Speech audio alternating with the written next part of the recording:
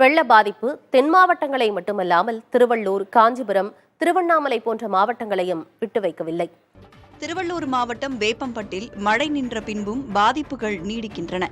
குடியிருப்புகளை சூழ்ந்த வெள்ளம் வடியாததால் படும் அவதிகள் சொல்லி மாளாது என புலம்புகின்றனர் இப்பகுதி மக்கள். வீட்டை விட்டு வெளியே வந்து ஒரு வாரம் ஆவதாக கூறுகின்றனர் இவர்கள். கிட்டத்தட்ட நாங்க வீட்டை விட்டு வெளியேறி வந்து ஒரு வாரம் ஆகி போச்சுங்க. ஒரு வாரமும் தண்ணி நின்றுட்டு இருக்கு. யாரும் வேலைக்கு போக முடியல. வீட்டுல ஃபுல்லா வேலைக்கு போற பிள்ளைங்க வேலைக்கு போக முடியல. வண்டி எடுத்து வெளியே எங்கேயும் போக முடியல. குழந்தைக்கு ஒரு பால் பாக்கெட் வாங்க முடியலைங்க. ரொம்ப கஷ்டமா இருக்கு. தண்ணி பாத்தீங்கன்னா முழங்கால் அளவுக்கு இருக்குங்க.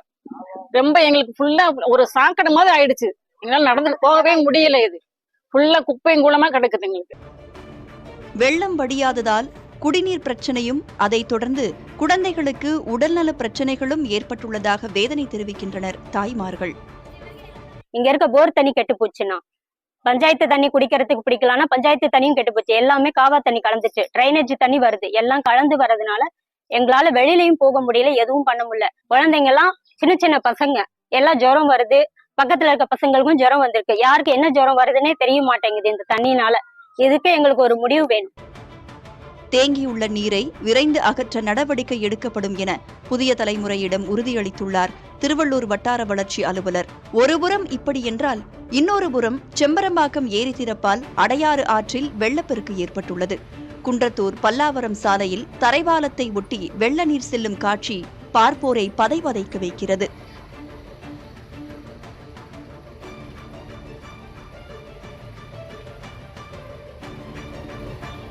நூற்றுக்கும் மேற்பட்ட வீடுகளை வெள்ளம் சூழ்ந்துள்ளது.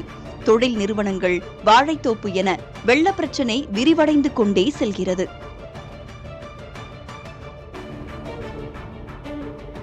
திருவண்ணாமலை மாவட்டம் வந்தவாசியை அடுத்த தெய்யார் கிராமத்தில் அறுவடைக்கு தயாராக இருந்த நெற்பயிர்கள் நீரில் மூழ்கின. சில இடங்களில் பயிர்கள் அழுகத் தொடங்கியுள்ளன. இதனால் விவசாயிகள் செய்வதறியாது திகைத்து நிற்கிறார்கள்.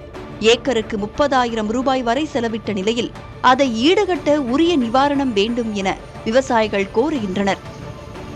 ஒரு 7 ஏக்கரா பண்ணிருக்கேன். எந்த மொத்தமே 7 ஏக்கராங்க. இப்ப அறுவடை கைக்கு வர மொத்தம் அழுகி போயிடுச்சுங்க, நாத்தாகி போச்சுங்க. என்ன மாதிரி எங்க ஊர் விவசாயம் குறைஞ்சது 500 ஏக்கருக்கு மேலே விவசாயம் பண்ணிருக்காங்க. எல்லாரும் இதே விவசாயத்தை வாழ்வாதாரம் நம்பி தான் பண்ணிட்டு இருக்கோம். இன்னைக்கு விவசாயம் இயற்கை இந்த மாதிரி பண்ணதால எங்களால் ஒன்றும் பண்ண முடியலங்க. இதுக்கு அரசாங்கம் தான் எங்களுக்கு கை தூக்கணும். எங்களுக்கு உயிர் ஆதாரமே விவசாயம் தாங்க. அரசாங்கம் தான் இதுக்கு எங்களுக்கு கை கொடுத்து எங்களுக்கு முன்னுக்கு வர வைக்கணும்.